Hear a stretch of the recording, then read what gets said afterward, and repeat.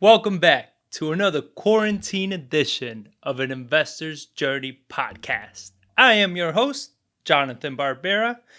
And before we get going, in case you missed it, I'm starting every Friday a live interview with investors in our community that have either been doing this for a very long time and they've been through a couple crises and gotten through it and understand the strategies and the psychology of people and what to do. And also people that are executing on what's happening right now and what they're doing to implement it. And I'm going to bring you a ton of different types of people with different backgrounds. Last Friday, I had on Dan Francis from Stepstone Realty. He's the CEO. He's been in real estate since 2003. He owns that brokerage, which is purely for real estate investors. All the agents on there are real estate investors. And the guy's a wealth of knowledge. I mean, he's one of the first people I always reach out to whenever I'm doing something that I don't understand or I need help with. And we went through a lot, answered a lot of questions, had some good questions from the audience. All of this is live, so you can participate, ask your questions, give your concerns and everything. And they're all here to help. This Friday, I'm very excited to bring Sam Madrid. So Sam Madrid is another very, very big investor in San Antonio in Texas. The guy owns, I don't know, just shy of 500 properties. So he knows a thing or two about properties. And we're going to ask him how he's managing all of these because a lot of them are buy and holds and owner finance. So what he's seen. I mean, at a level of 500 doors, he sees other things that most of us with 10, 20 doors are not seeing as much. So that's this Friday. So that's on, we're going to be streaming it live on Prime Homes on Facebook. So make sure you're paying attention to that and subscribe to that. I'll put a link to that at the bottom of this. So you don't want to miss it. Bring your questions. And it's a blast. And every Friday, like I said, we're interviewing somebody new with some new interest. So if you have somebody you want to hear from, let me know. We'll bring them on the show. So on this one, I actually wanted to answer some of the most common questions that I have been getting since this whole thing started. And I've been kind of answering them one-on-one. And it just got to a point where they're so repetitive. I figured, let me just do this episode. That way, these are pretty much the same questions that keep coming in over and over. I can direct people here, and you guys could just watch this. And whenever these questions or these answers change, I'll update this video. So, biggest question is from landlords, right? So, what am I going to do with my tenants? First of all, if you watch the episode I did, I think a week or so ago, open a dialogue with your tenants. A lot of you are still not doing this. Either you send it through email because, I don't know, you're afraid of confrontations, or I don't know what the heck is wrong with you. But open a dialogue. Have open communication. I've had landlords reach out to me and they tell me, well, my tenant says you can't evict me, so, screw you, I'm not going to pay, right? They can't evict them right now. And the fact that they're not paying still needs to be related to the coronavirus. Like, you can't just not pay because you don't want to pay. Yeah, fine. The courts are closed right now where there's no evictions. But when they open up, all of that comes crawling back in, which is, again, I addressed this in that episode, and I'll link to it below. But educate them. Don't fight with them. All right? Everybody is scared right now. Everybody is freaking out. So have some empathy for what's going on. Everybody is scared. We're all in the same boat. So just try to educate them. Tell them, look, I'm not your enemy. Let's work through this, right? And I gave you a couple different options. There's places that they can go to get assistance. Let them know what those places are. So make sure you understand this. And if you are a tenant where your landlord's being hard-headed, there are places that you can go for assistance. Right? If you really can't pay your rent and if you really can't do things, there are ways that you can get assistance and get help for this, and make sure to document that you've been trying to work with them, because later on, if they do try to evict you and you weren't paying your rent because of the coronavirus, because you were laid off or something, and you can document that you were trying to work with them, it might work. I don't think it might. I think it will work in your favor as a tenant. So again, this is not the time to fight with each other. This is the time to try to work with each other. We're all in this together. All right. So stop fighting with your tenants. Stop fighting with your landlords. Try to work together. Take care of each other. And be honest, if you can't afford it, or if your tenant can't afford it, and maybe they can afford a downsize, let them out of the lease early. Bring somebody else in. All right. Right now, we have 3 projects that we are currently renovating that are going to be rentals, and we have people lining up to rent those houses. You understand? Like that, if you're in the right price points, you're in the right areas, you do a good job on your houses, there aren't any, we're not seeing a lot of struggle with getting those properties rented. There's still, even though there's massive layoffs right now, there are still other areas that are increasing their jobs, they're increasing their payroll and everything, because other areas are booming. So it works. Just do a little research, put a little work into this. All right. The next question I get, and this is the biggest one right now: what do I do with my Airbnbs? All right. So if you've listened to any number of my podcasts in the past, I always warned against Airbnbs. Not that they're a terrible investment, but simply that too many people got into Airbnbs because of the easy money. They never understood the business structure of it. And what you're seeing right now is people are owning houses that they bought for Airbnb purposes that do not make sense in any other format.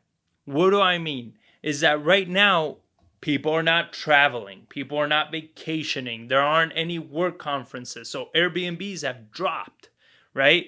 Oh, and any of you that have Airbnbs, I know you've noticed it. It's dropped. And the problem that you're having is that if you wanted to rent it out, you can't. You can't rent your house out. You can't, because the rents are lower than what your mortgage payment is, because you bought the house exclusively for Airbnb purposes. This is the stuff I always warned against. I always told you, if you're going to buy a house, make sure it makes sense as a regular rental first. And if it does, then go ahead and do an Airbnb. I've never been against doing Airbnb. I just been against you buying a house solely for that purpose, because now this is the problem that you face. So what options do you have? Well, there's a Airbnb, damn it, I can't remember the name, but it's like some Corona relief package that went out for Airbnb hosts, and they're giving you, I guess, some percentage of what it would be. I don't even know if that's going to be enough to help, right? There's way too many Airbnbs out there, and I don't know if that's going to be enough. But what you can do is, right now, there's a lot of people and people on the front lines, doctors and everybody like that, that they need a place to stay, somewhere where they can stay close to their patients and keep some distance from their family. And I've spoken to some people that own Airbnbs, and they're like, oh, I don't know if I want to have that in my Airbnb. What the hell does it matter? Say they have the coronavirus, right? Let's say they have the virus. You're not living there with them. And whenever they do move out, right, you go ahead and just have the whole house professionally disinfected and cleaned and go through the whole procedure. But why are you turning away revenue? Not just revenue, but why are you turning away people that are risking their lives to help everybody? I mean, you're free to make your own decision, but I just think that's retarded. Okay? I think that's stupid as hell, and you shouldn't be doing it. I think if there are people that need your house, do it. Let them rent it. They can afford it. They have jobs. They have income. They can keep you taken care of. Don't be such an idiot because you have your own reservations for it. But again, it's your investment. Do what you will. Another option is switch it to long-term rents.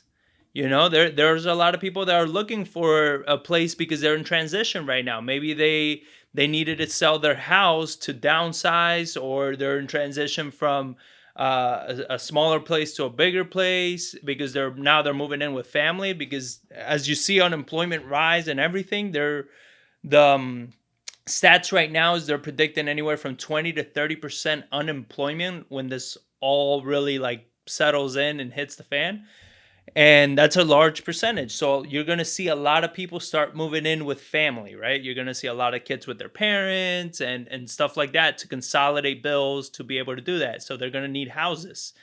And a lot of these people are in transition, so they may need a place to stay for, 2, 3, 4, 5 months, 6 months, right? Or maybe their company is temporarily shut down and they have, a travel job or something. You need to be able to adapt. All right. You stop holding on to your guns that this is going to hopefully come back maybe at some point miraculously. Because even if for whatever reason, which I don't think it will happen, but let's say the shutdown does stop at the end of April. Travel is not everything's going to go back to normal. Like, well, nothing happened. We're all good. Let's keep going. People are still going to be very hesitant. People are still going to be very scared. Right? They're going to be worried about getting into large crowds and hopping on a packed plane and going to a conference and stuff like that. So I think it's still going to have effects from this virus, from this shutdown. And again, I don't think the shutdown is going to end at the end of April. And if it continues, things are only going to get worse. So you need to be able to adapt. What does that mean? Do whatever the hell you need to do to make sure you can take care of your mortgage. It's not even can you make a profit. This is, can you just take care of your mortgage? All right. So I hope that helps for the Airbnb people. You got to take action. The next thing, I'm a new investor. I want to get into this because, I heard everybody gets rich during times of crisis. So I want to get in and get rich. You're not going to. Okay. You're not going to get in and get rich. Get that fantasy out of your head. All right. What you need to focus on is, and this advice hasn't changed since I've been doing this. You need to still love real estate. If you don't love real estate, don't get into this. You're not going to get rich. It is not that easy to get rich, okay? It requires a lot of work. And if you don't love what you do, you're not going to put in the work, all right? So keep that in mind. Now, if you're going to get into it the same way as always. Increase your education. Right now, there's so many people putting out webinars and YouTube videos and sharing their knowledge, sharing everything. Watch, learn, network. I'm starting to see more and more online networking events. Join them, network, get to know what people are doing. Get to know, when you listen to, let's say in your local area that you're speaking to or networking with people that are higher up or they're still running their business correctly, reach out to them. Hey, what are you guys doing that's working? What are you guys looking for? And tell them, can I look for those properties for you? Can I do the marketing? Can I do some cold calling for you? Whatever strategy they're doing, they're going to need help with. You understand? So whatever they need help with, offer it to them. That's how you get in. Because like I said last time, if you get close to people that are doing deals and they're getting things done, you're going to naturally absorb what they're learning and what they're implementing. So that's how you get started. All right? What's it going to look like? We don't know. We don't know what this is all going to look like when it's done. But what we do know is for those of us that have not stopped and this is our business and we love what we do, we're going to figure it out. Because people are always going to need a roof over their heads. People are always going to need somewhere to live. And whatever that demand is, we are going to be there to supply it. So surround yourself by people. All right. I put one out on networking, how to network, the importance of it, and how to get started with wholesaling. And how to get free mentoring. All of these, go listen to them. I go step by step how to implement every single one of these. The next thing is, I'm flipping houses. What am I going to do with the houses that I've been flipping? Finish them. You got to finish the house. You got to finish it and put it on the market. And you got to put it on the market. And what you got to try to target is speed of sell, not profit.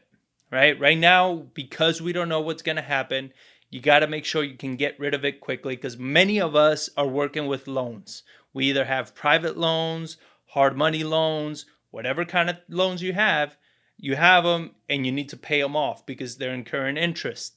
So please, the biggest target is finish them off. Don't cut corners because right now, when we start shifting to a buyer's market, they become pickier. They want to make sure everything in your house is perfect. All right.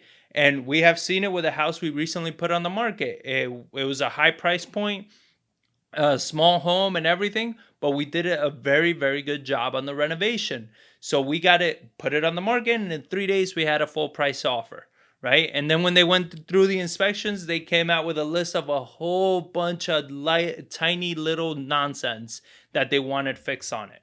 You understand? Because they're pickier. People are a lot pickier right now. So you got to make sure that the work gets done correctly and that you are pricing at a point that's going to let you sell fast. All right. You want to sell fast, get that money back and put it in. Now for future flips, do I flip it? What's going to happen with prices? We don't expect prices to take a dive in the San Antonio market. All right. We have a very good infrastructure. We had good jobs and all of that. We don't anticipate the prices to take a dive. But here is something that we do see. We might see, not might, I think we will see longer days on market, right? So you're going to have to budget when you negotiate, let's say from a wholesaler, and wholesaler, please get better deals. But when you negotiate with a wholesaler, maybe you're negotiating with a seller, you're going to have to negotiate a better deal because in an area that maybe you knew you can sell this house within a month, it might take you 2 to 3 months to sell. Right? And for many people, what's going to happen is if it's taking too long to sell, they might drop the price so it sells faster. Now, them dropping the price to sell faster is going to affect the comps in that area now because that is a price drop, right? So we may see, while we may not see a steep drop in prices, like I don't anticipate the San Antonio market housing prices to drop 20%, but I do see if you're selling a house for, let's say, $250, that's what you would normally sell it for. I do see some investors dropping to maybe $245, $240, so it sells faster, right? So they're not on the market for an extra 2-3 months, so they can sell it quicker. And then that's going to affect you if you're buying a house in that market trying to hit the 250. So you are going to want a little more cushion than you did before.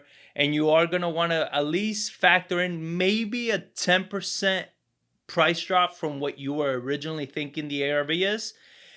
I'm not saying this is going to be 100%, but I do see that very, very, very feasible.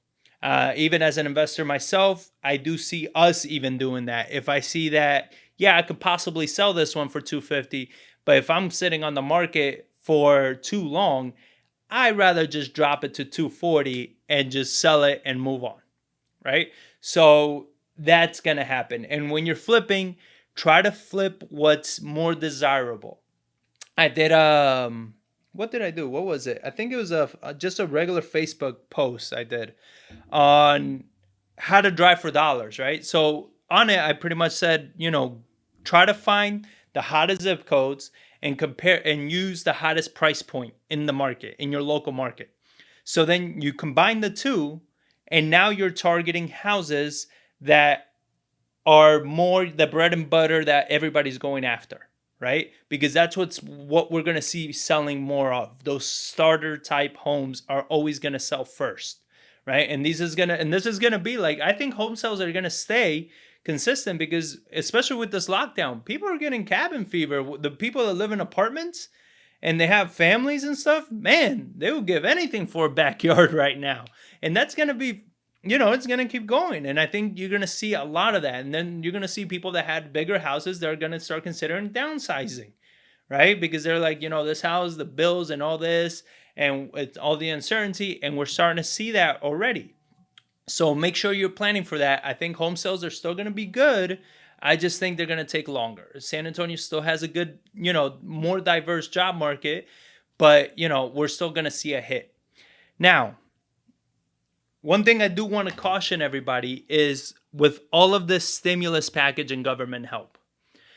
The reason I want to caution you with this is everybody is hoping and waiting for government handouts. They may not come, they may come, and it may come months from now. We don't know what that's going to look like. The government is trying to print all kinds of amount of money, throw it out there, everybody gets money, and then when you start applying, you start going through it, you start seeing that, oh, either you don't qualify, you're not getting through. In Texas alone, I was just looking at the Texas workforce, they have already 700,000 Texans filed for unemployment. Last week, in one day, they had over 3 million calls. So what does that tell you? 700 people have already filed for unemployment, but in one day, over 3 million people were trying to. So unemployment is going to keep going up. That means that more and more people are requesting these loans, are asking for all of these government handouts and everything. My recommendation is that if there's a way that you can protect yourself right now without depending on that government handout, do so. Start cutting back your expenses now. Start taking care of your things now, all right? And don't depend on it because we don't know what's going to happen. They're already planning for another stage of stimulus and all of this and blah, blah, blah. We don't know. We just don't know. Right now, there's so many businesses that have applied already for all these loans. Nobody's getting them. Supposedly, you were going to get them in 3 days. Nobody's getting them. So there's a lot of this going around. I strongly recommend that please don't depend on anybody. Depend on yourself. If you, and I did this episode last week. If there's anything that you can do right now to help yourself and your family, do so. If that means that you got to go and start working for Shipt, Amazon, Walmart, Domino's, those are all companies that are hiring right now, do so. That's a great option because if shit gets worse and these loans take forever to go through, trust me, you don't want to get to a point where you just can't buy food. You understand? Because 20 to 30% unemployment, that is really bad.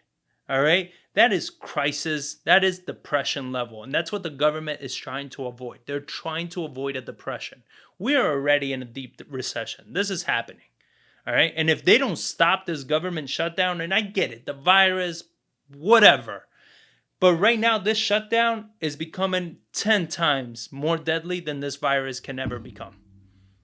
And this is not me saying that the virus isn't real or any of that. I'm not saying that. I agree, and it's terrible what's happening with the virus, but the government shutdown, all these businesses shut down, is going to kill more people. It's going to affect a lot more people. So you need to watch out for yourself. You need to take care of yourself and your family.